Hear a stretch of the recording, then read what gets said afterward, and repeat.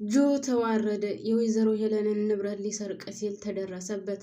ጆ አሁንም በድጋሚ ከኑኑ ጋር ሊሳሳም ሲል ኤልሹ ደርሳበታለች። ወይዘሮ ሄለን አቶ ቴዲ እባክሽን መሲን ላገባ እፈልጋለሁ ቢላትም በጭራሽ አልቀበልም ዞር በልልኝ ስትል አባራዋለች።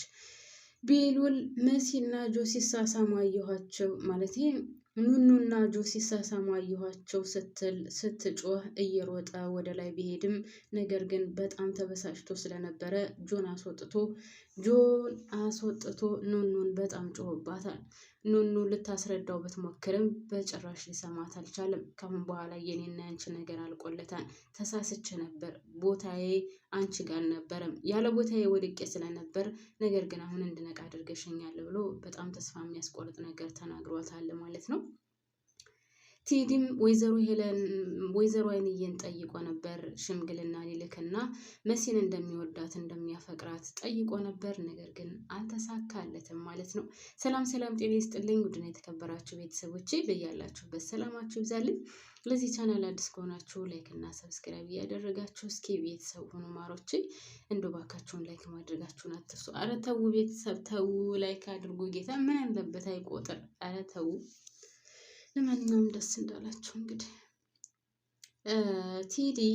ቴዲ የራሱን ማንነትና የራሱን ጉድ ደብቆ እንግዲህ ለሽምግልና እየተዘጋጀ እንደሆነ ለወይዘሮ አይንዬ ቢነግራትም ወይዘሮ አይንዬ ልትቀበል አልቻለችም። እኔ አለመቀበሏን በጣም ወድጀዋለሁ። ምክንያቱም ከወይዘሮ ሄለን ጋር ያለውን ግንኙነት ጠንቅቃ ስለምታውቅ ነው። እንደውም አዋርዳ ገፍታ ነው የመለሰችው ማለት ነው።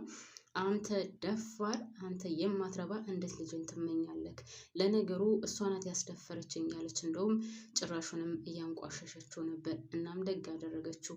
ለምን ካላቸው ውድ ቤተሰቦቼ እሱ ከወይዘሮ ሄለን ጋር ያለውን ግንኙነት አልተናገረም። እስካሁን ባለው ድረስ ለመሲ አልነገራትም። እዚህ ላይ ደስ የሚለው ነገር መጨረሻ ላይ ኑኑ ምን ያለቻት፣ ስለ ሰውየው ምን ታውቂያለሽ? ቤተሰቦቹንስ ታውቂያለሽ ወይ? ስለሱ ምን ማንነት የምታውቂው ነገር አለ ወይ ብላ ጠይቃት ነበር። እሷ ግን ምንድነው ያለችው? ቤተሰቦቹን እዚህ ሲመጣ ወይም ሽምግልና ሲልክ እንተዋወቃቸዋለን ያለችው። ግን ቴዲ እህት አለው፣ ወንድም አለው፣ እናት አለው፣ አባት አለው፣ አጎት አለው፣ አክስት አለው ወይ የሚለውን በጭራሽ መሲ የምታውቀው ነገር የለም። ሲቀጥል ቴዲ አንድና አንድ ሆኖ ብቻ ነው እስካሁን የቀረባት። ከዛም ባለፈ ከወይዘሮ ሄለን ጋር ትልቅየው ችግሩ ከወይዘሮ ሄለን ጋር ያለውን ግንኙነት አልተናገረም። መሲ ከወይዘሮ ሄለን ጋር ያለውን ግንኙነት ብሰማ አንድም ቀን ከቴዲ ጋር አታድርም አትውልም። ነገር ግን ይሄን ነገር ደግሞ እሱ መናገር አልፈለገም ማለት ነው። አልፈለገም ሳይሆን አጣታለሁ ብሎ ስለፈራ መሰለኝ ይሄንን ነገር መናገር ያልፈለገው። እና ውድ ቤተሰቦቼ አላቅም ብቻ ሰው የራሱን ማንነት ደብቆ ኑኑ ምንድነው ያለቻት?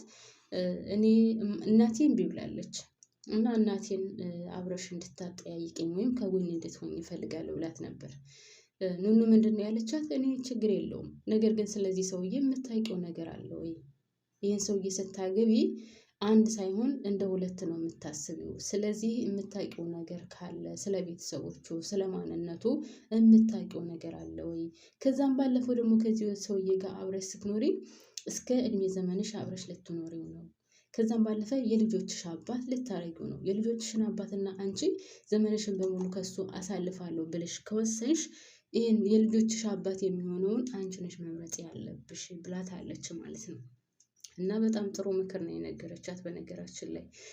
ሌላው ደግሞ ውድ ቤተሰቦች እንግዲህ ከባለፈው መጨረሻ ላይ ምንድነው አይተን የነበረው? ጆ ወደ ወይዘሮ ሄለን ክላስ ገብቶ ያው ሄለን እንደላከችው እና እዛ እየተደበቀ እቃ አለ ይዘህና እንዳለችው አድርጎ እሷን አሳምኖ ኤልሹን አሳምኖ ወደዛ ክላስ ገብቶ እቃ በርብሮ ሊወስድ ነበር፣ ወይም ወይዘሮ ሄለንን ሊመዘብራት ነበር። ግን እዛ ኑኑ ስለነበረች ዝም ብላ ተመልክታ ከዛ ምን እያደረክ ነው ስትለው አስቀይሶ እሷን ለመሳምና ለማስረሳት ሲሞክር ነው እንግዲህ ኤልሹ በሩን ከፍታ ስትመጣ እዛ ሁለቱ ሊሳሳሙ ሲሉ ስትደርስባቸው እሷ ደግሞ ያው ጆ የወደዳትና እያፈቀራት ከእሷ ጋር የሚሆን መስሏት በጣም ደስተኛ ነበረች። ከዛ ሁለቱ እንደዛ ሆነው ስታያቸው ደግሞ በጣም ተናዳ ጩሃ ወንድሟንና እንግዲህ እናትየውን አሰብስባ ኑኑ ላይ ጮኸውባታል። ቤሉልም ቢሆን ጆን ጎትቶ አስወጥቶታል ማለት ነው። እዚህ ላይ ኤልሹ ያልገባት ነገር አለ። ሲቀጥል ደግሞ ኑኑ ማስረዳት የማትችል ድንጋይ ራስ ማርያምን በጣም ነው እያናደደችኝ ያለችው። ኑኑ መናገር አትችልም። እስከዛሬ ድረስ የከፈለችው መስዋዕትነት አይበቃትም በኤልሹ ጉዳይ። አሁንም ቢሆን ያልሆንን ነገር እሱ ለማስረሳት ያደረገውን ነገር ለምን አትናገርም? እኔ እሱ ያለመናገር በጣም የሚገርመኝ እና ለማንኛውም እንግዲህ እዛ ላይ ያው ሊሳሳሙ እንደነበረ ነው እንትን የተባለው። ይህንን ነገር ደግሞ ቤሉል ሲያይ በጣም ነው የተናደደው። ጆን ጎትቶ አስወጥቶታል። ኑኑም ለማስረዳት ሞክራ ነበር።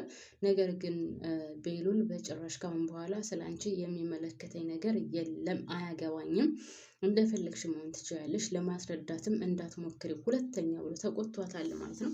እኔ በበኩሌ ይገባታል ነው የምለው። ምክንያቱም ወደ ቤተሰቦቼ አንድ ሰው ስለተፈጠረው ነገር ማስረዳት የማይችል ከሆነና እየሆነ ስላለው ነገር መናገር የማይችል ከሆነ ይሄ የሚደርሰው ነገር ምንም ማለት አይደለም። ምክንያቱም አንድ ሰው ካልተናገረ ዝም ብሎ ወጥ አድርጎት ከተቀመጠ ያው ችግር እንደሚደርስበት ነው። እና ኑኑም አሁን እየሆነ ያለው ይሄ ነው። እስከዛሬም በኤልሹ ምክንያት ነበር እንደዛ ስትሆን የነበረው። አሁንም ቢሆን በሌለ ነገር ያው አሁን እንኳን በኤልሹ መፍረድ አይቻልም። ምክንያቱም ሁለቱ አንድ ላይ እንደዛ ቆሞ ነው ያየቻቸው። አይኗን ነው የምታምነው እንጂ ከዛ በፊት የነበረውን ነገር ልታውቅ አትችልም ማለት ነው። ሌላው ወይዘሮ ሄለን የልጇን መታመም እና ልጇ ራሷን ልታጠፋ እንደነበረ ስትሰማ እንግዲህ እንደምንም ብላ ከቤት መታለች። ወዲያውኑ ተከታትሎ አዶናይ መጥቶ ነበር። ነገር ግን በር ሊከፍቱለት አልቻሉም ማለት ነው። እንደምንም ብላ ወይዘሮ ሄለን ከዛ ቤት ለማምለጥ እየሞከረች ነው። ያው ከመጣሁ አይቀር ግን ነገሮችን አስተካክዬና ማድረግ ያለብኝን አድርጌ ከዚህ ቤት መውጣት አለብኝ ብላ ወስናለች። ነገር ግን ወይዘሮ ሄለን የምታስተካክለው ነገርስ ምንድን ነው? አንደኛ ፖሊስ እየፈልጋት ነው። ሁለተኛ እያደረገችው ወንጀል በጣም ብዙ ነው።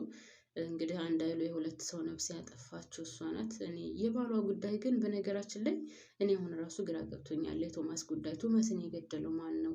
እኔ እስካሁን ድረስ እሷ ናት ብዬ ነበር። ነገር ግን አሁን ከታገተችበት ቦታ ላይ ባሌን እናንተ ናችሁ እየገደላችሁት ምናምን እያለች ነበር። እና ምናልባት እሷ አይደለችም የገደለችው፣ ብቻ አላቅም። ለማንኛውም ወደ ቤተሰቦች እንግዲህ ወይዘሮ ሄለን ከቤቷ መታለች። ነገር ግን ደግሞ እዚህ ላይ ልጅቷ ግራ ተጋብታለች። እናቷ ለምንድን ነው የምትደበቀው? ከማን ነው የምትደበቀው? ያደረገችው ነገርስ ምንድን ነው የሚለውን ነገር ኤልሹ የምታውቀው ነገር የለም፣ አታውቅም። እና ለምንድን ነው እንደዛ ያደረግሽው? ለምንድን ነው ራስሽ እንድታጠፊ የነበረው ምናምን ስትላትም እናቷ ያን ያክል ወንጀል እንዳለባት እና ብዙ ችግሮች እንዳሉባት ኤልሹ የምታውቀው ነገር የለም። አዶናይ ለምን እየፈለጋት እንደሆነ፣ የአዶናይን አባት ማን የገደለው ኤልሹ የምታውቀው ነገር የለም። እናቷ ከገጠር ህፃናትን እያስመጣች ወደ ውጭ ሀገር እየሸጠች እንደሆነ ህይወቷን የኖረችው የምታውቀው ነገር የለም። ሲቀጥል በሌላ በኩል ደግሞ ወይዘሮ ሄለን ልጇን አንቺ በፈለግሽ ሰዓት ህይወትሽን የምትቆጫት አይደለችም። እኔ ስላንቺ ብዙ ዋጋ ከፍያለሁ። ስላንቺ ያላደረኩት ነገር የለም። ስላንቺ ብዙ የተደረገ ነገር አለ። ስለዚህ ህይወትሽን አንቺ በፈለግሽው ሰዓት ልትቆርጫት አትችይም፣ አይቻልም፣ አትችይም እያለች እንግዲህ እየተቆጣቻን ነበር ማለት ነው። ሌላው እንግዲህ ቴዲ ወይዘሮ አይንዬን ለማስረዳት ሞክሮ ነበር። ነገር ግን በጭራሽ ልትቀበለው አልቻለችም። አንተ ደፋርና አንተ የማትረባ እንዴት ልጅን እንደዚህ አይነት ነገር ታስባታለህ ስትልም ተቆጥተዋለች ማለት ነው። ይህንን ነገር ያለችበት ደግሞ ወደ ቤተሰቦች ከወይዘሮ ሄለን ጋር ያለውን ግንኙነት እና ወይዘሮ ሄለን ጋር ምን እያደረገ እንደነበረ አሁንም ድረስ ምን አይነት ግንኙነት እንዳለው ከአቶ ቶማስ ጋር ምን ያክል ነበር ጓደኝነታቸው የሚለውን ጠንቅቃ የምታውቅ ይመስለኛል ወይዘሮ አይንዬ ከድሮ ጀምሮ ማለት ነው።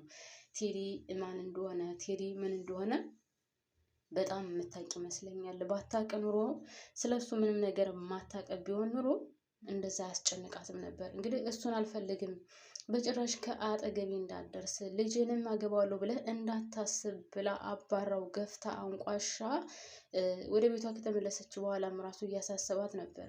ወደ ኋላ መለስ ብላ ከሱ ጋር እያወራቸውን እያሰበች በጣም እያስጨነቃል ነበርና ስለዚህ በጣም ብዙ የምታውቀው ነገር አለ። መሲ ግን ሳትረዳ ሳይገባት ማንነቱን በደንብ ሳታውቅ ሳታጠናው ብቻ እሱነቱን ብቻ ከፊት ለፊት ስላየችውና በምላሱ ብቻ ስላሳመናት የሚወዳት የሚያፈቅራትና ጥሩ ህይወት እንደሚያኖራት አድርጋ ነው ያሰበችው። ነገር ግን ያስከፋታ ምናምን እያልኩ ሳይሆን ግን በጣም ብዙ የደበቀው ነገር አለ ቴዲ ማለት ነው። ውዶች እኔ እዚህ ላይ አበቃለሁኝ። ላይክ ማድረጋችሁን አትርሱ። አመሰግናለሁ።